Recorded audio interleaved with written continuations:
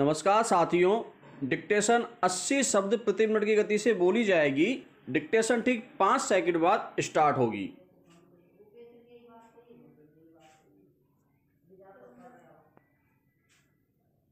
Start.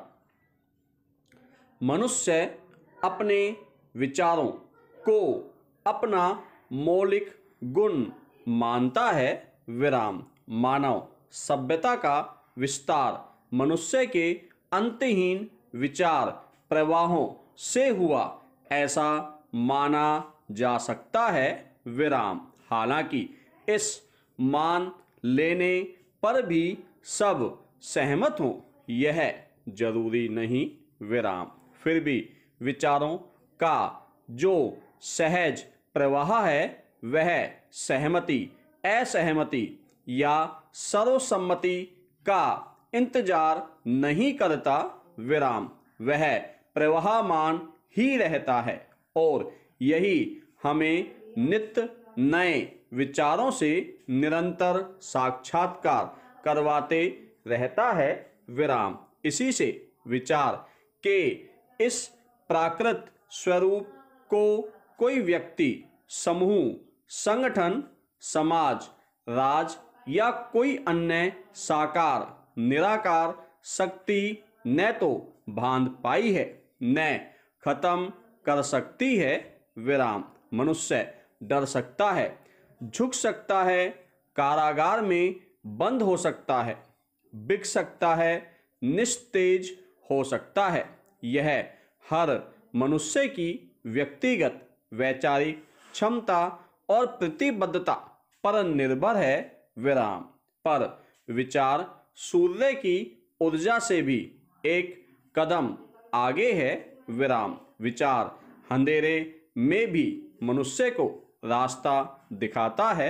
विराम। जन्म से दृष्टि बाधित मनुष्य को प्रकाश की अनुभूति या प्रत्यक्ष संकल्पना नहीं होती है। विराम।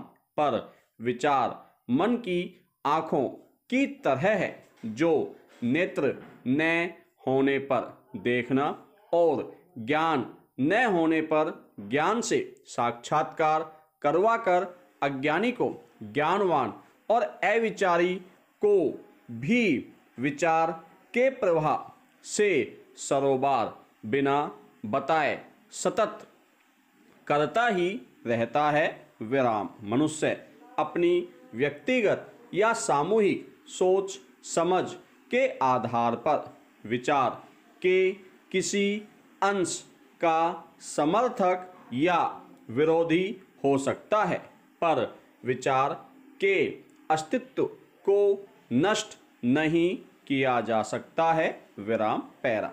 विचार मूलतः केवल प्राकृत विचार ही है। विराम।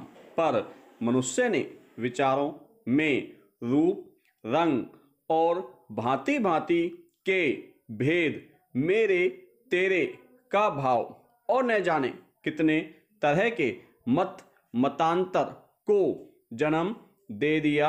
विराम। इस तरह मनुष्य ने विचारों को अपने तक, अपने वैचारिक सहमना, समूह, संगठन, समाज, धर्म, दर्शन, आस्था, संस्कार, संस्कृति के दायरे में बांधने की निरंतर कोशिश की जो आज भी जारी है। विराम। इस तरह विचार को व्यक्ति अपनी संपत्ति की तरह मानने लगा।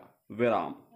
इसका नतीजा यह हुआ कि मुक्त विचार हवा, प्रकाश की तरह सर्वव्यापी स्वरूप में न रहकर मनुष्य के मन में संपत्ति भाव के स्वरूप में विकसित होने लगा और मनुष्यों के मन मस्तिष्क में विचारों के वर्चस्व का विस्तार होने लगा। विराम। इस तरह से मनुष्यता विचारों को लेकर सहज न रहकर नित्य नए मत मंतांतरों में बंटने लगी। विराम। आज स्थिति यहाँ तक आ पहुँची है कि विचारों के आधार पर हम सब व्यापक होने के बजाय निरंतर सिकुड़ रहे हैं विराम। अब हम विचारों को सार्वकालिक समाधान के विस्तार के बजाय संगठन, समुदाय, पक्ष, धर्म, दर्शन, सरकार, देश, विचारधारा के एक विचार के रूप में गोलबंद करके आपस में एक दूसरे से समझ पूर्ण सहज संवाद करने और सीखते रहने के बजाय नित नए विवादों को जन्म देने लगे हैं विराम। विचार एक दूसरे को मूलतः समझने समझाने का अंतहीन सिलसिला है जिसने मानव सभ्यता, संस्कृति और सामूहिकता की समझ का निरंतर विस्तार किया विराम। पैरा मनुष्य के मन में विचार को कब्जे में कर अपना निजी विस्तार करने की भौतिक लालसाएं बढ़ने लगी तो सारा परिदृश्य ही बदलने लगा विराम। गाली और गोली के रूप में मनुष्य ने दो हथियारों को अपने जीवन व्यवहार में विचार पर कब्जा करने के लिए खोजा विराम। देखा जाए तो गोली भी मनुष्य का एक तरह का विचार ही है विराम। शायद शब्द को हथियार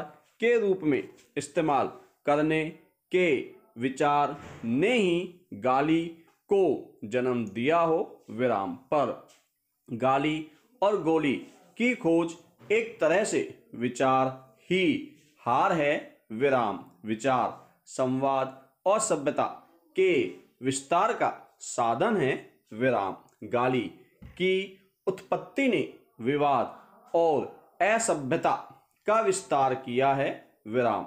गाली गोली से ज्यादा मारक है विराम। गोली से मनुष्य विशेष घायल होता है या मरता है, पर गाली से विचार सभ्यता ही हार जाती है विराम। विचार की ताकत अनंत है क्योंकि विचार मानवीय शक्तियों का विस्तार करता है, निर्भयता को मन में प्रतिष्ठित करता है विराम। निर्भयता का विचार अनंत से एकाकार होने का मार्ग है विराम। इसी से निर्भय मनुष्य न गाली से डरता है न गोली से विराम। धन्यवाद साथियों।